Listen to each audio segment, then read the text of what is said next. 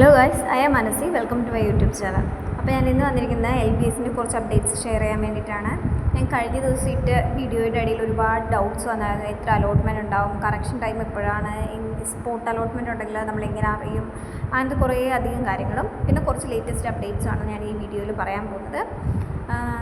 നമുക്കാദ്യം പറയുന്നത് നമുക്കറിയാം, ഇന്ന് വൈകിട്ട്, അതായത് ജൂലൈ 21 വൈകിട്ട് 5 മണി വരെ മാത്രമാണ് നമുക്ക് LBSൽ ഫീസ് അടയ്ക്കാനുള്ള ടൈം എന്ന് പറയുന്നത്. നാളെ നമുക്ക് എന്തെങ്കിലും പെൻഡിങ് ഉള്ള ഡോക്യുമെൻറ്റ്സ് ഉണ്ടെങ്കിൽ അതെല്ലാം അപ്ലോഡ് ചെയ്യാൻ പറ്റും. നാളെ വൈകിട്ട് 5 മണി വരെ. അതിനുശേഷം വരുന്ന എല്ലാ ആപ്ലിക്കേഷൻസും റിജക്റ്റ് ചെയ്യുന്നതാണ്. അതുപോലെ തന്നെ എല്ലാവരും അവരുടെ ഫൈനൽ കൺഫർമേഷൻ ഡൺ ആണോ എന്ന് നോക്കുക. ഫൈനൽ കൺഫർമേഷൻ ചെയ്യാത്ത കുട്ടികളുടെ ആപ്ലിക്കേഷനും LBS റിജക്റ്റ് ചെയ്യുന്നതായിരിക്കും. അപ്പോൾ നാളെ 22-ാം തീയതി നാളെ 5 മണിയോടുകൂടെ ആപ്ലിക്കേഷൻ്റെ എല്ലാ കാര്യങ്ങളും ക്ലോസ് ചെയ്യുന്നതായിരിക്കും. അതിനുശേഷം LBSൽ കറക്ഷൻ ടൈം വരുന്നതാണ്.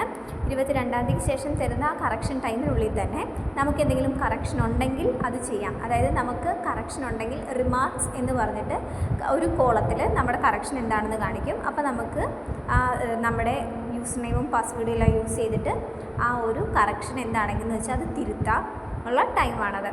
പിന്നെ എന്നോട് ചോദിച്ചൊരു ക്വസ്റ്റ്യൻ ആയിരുന്നു, എന്തോരം അലോട്ട്മെൻറ്റ്സ് ഉണ്ടാവും കാര്യങ്ങളെന്നൊക്കെ. അതായത് നമുക്ക് മെയിനായിട്ടും അലോട്ട്മെൻറ്റ് വരുന്നത് 3 അലോട്ട്മെൻറ്റ് ഫസ്റ്റ് നടക്കും.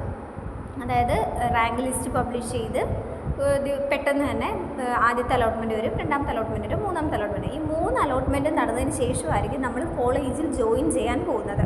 ഇപ്പോൾ ഫസ്റ്റ് അലോട്ട്മെൻറ്റിൽ കിട്ടിയ കുട്ടിയാണെങ്കിൽ ആ കുട്ടി ടോക്കൺ ഫീസ് 25,000 രൂപ ഓൺലൈനായിട്ട് പേ ചെയ്യണം. എന്നിട്ട് നമുക്ക് കോളേജ് വേണമെങ്കിൽ ഹയർ ഓപ്ഷന് വെയിറ്റ് ചെയ്യാം, അല്ലെങ്കിൽ ആ കോളേജിൽ തന്നെ വെച്ച് നമുക്ക് വെയിറ്റ് ചെയ്യാം, എന്ത് വേണമെങ്കിൽ ചെയ്യാം.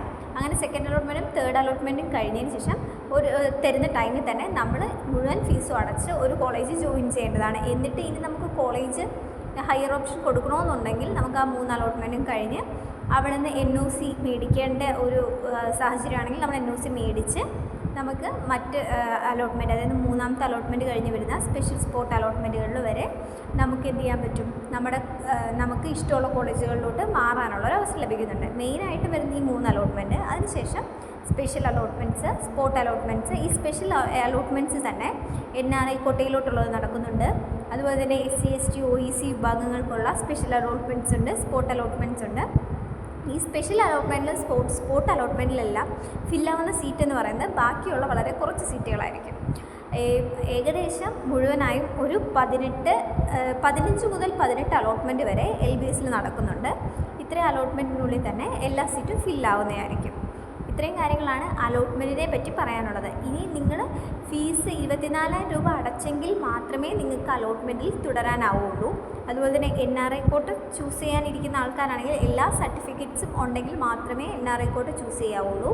അല്ലാന്നുണ്ടെങ്കിൽ നമുക്ക് LBS അലോട്ട്മെൻറ്റിൽ നിന്ന് തന്നെ പുറത്താക്കപ്പെടുകയും നമുക്ക് കിട്ടിയ സീറ്റ് നഷ്ടപ്പെടുകയും ചെയ്യും.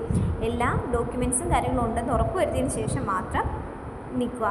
പിന്നെ ഓരോ അലോട്ട്മെൻറ്റും കിട്ടുന്നതിനനുസരിച്ച് അതിൻ്റെ ടോക്കൺ ഫീ അടച്ച് നമ്മൾ വെയിറ്റ് ചെയ്യുക.